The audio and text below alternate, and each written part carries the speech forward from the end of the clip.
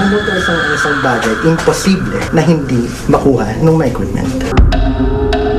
The temperature is going down. Ang multo, hindi mo madidetect sa isang lugar yan kasi kumikilos din yan parang tao.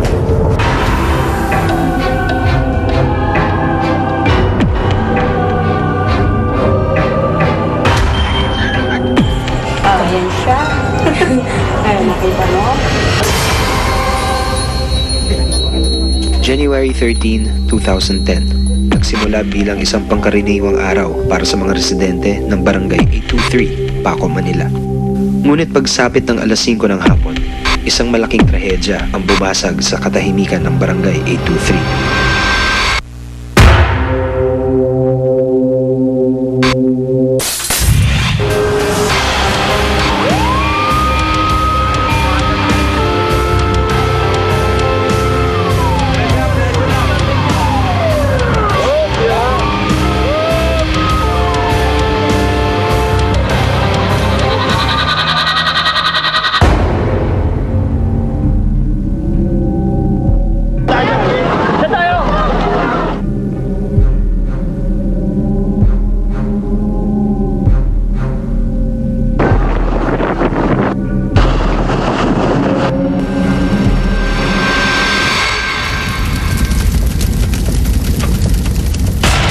Simula pa lamang ng taon ay sinalubong na ng malaking trahedya ang mga residente ng Barangay 823 dito sa Paco, Manila. Tinupok ng malaking apoy ang daang-daang bahay at ari-arian at binawian pa ng buhay ang isang biktima. Subalit mula sa mga abo ay umusbong ang iba't ibang mahiwagang kwento. Ako si Ryan Eigenman. Buksan ang mga mata. Nalasan ng pandinig. Dito siya. Palawakin ang isip. Kaya lang mundo. Ano ba paano? Mister.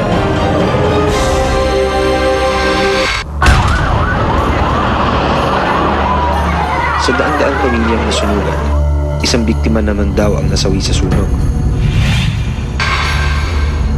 Pinaniniwala ang mag-isa si Aling Ligaya sa kanyang bahay nang maganap ang trahedya ay maaaring sumabog daw ang gasera ng matanda noong nagaganap ang sunog.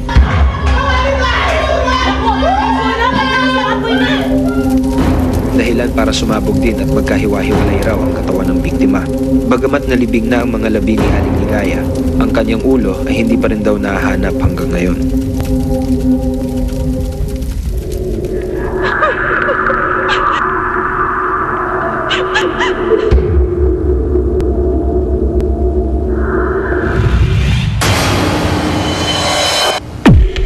Matapos ang aksidente, isang white lady na pugot ang ulo ang di umunoy nagsimulang magpakita sa mismong kinatitirikan dati ng bahay ni Aling Ligaya. Kumbaga yung nasa isip ko, siya. Siya yung baka nagpakita, hindi lang na yung mukha niya.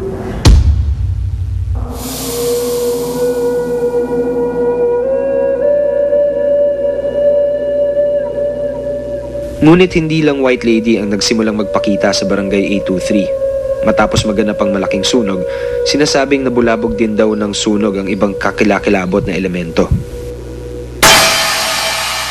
Sinasabing mga duwende ang mga makikita sa litratong ito na kinunan mismo sa Barangay 823 matapos ang sunog. Si Crizel ay nagsimula ding makakita ng iba pang mga kakilakilabot na elemento. Maliit po siya na bata, tapos bilog na bilog yung mata. Kasi itim po talaga siya, yung katawan niya itim. Nakita ko po, gabi na po yung around 3 a.m., madaling araw. Nakita po yung bata, sumusunod po siya sa akin. Nararamdaman ko na po na palagi nabigat yung balikat ko. Paghawak po dito, may kamay. Tapos maliit lang po siya, parang kamay po siya ng 2 years old na bata. Nakikita ko po siya madaling araw, nakatayo po dun sa pintuan. Kapag nakikita ko na po na parang gusto niyang lapitan ako, dumadapa po ako, tapos nagtatabon po ako ng unan. Kaso po kahit ganun po ginagawa ko, wala rin kasi nahirapan po ako umanap ng tulog. Ultimo sa banyo, may sumusunod daw ang elemento. Tapos pag magsi-CR na po, kung naririnig ko may bumubulong sa tenga ko na bata. Andito lang po, pero sabi niya sa akin, laro tayo, halika dito.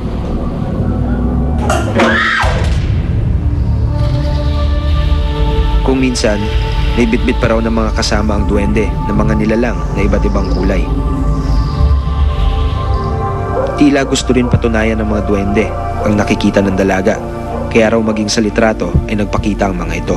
I-picture po ako noon sa may grotto. Hindi naman po sinasadya na napicturean ko po yung tatlong maliit na elements. Sabi po sa akin, baka daw po mga white dwarfs.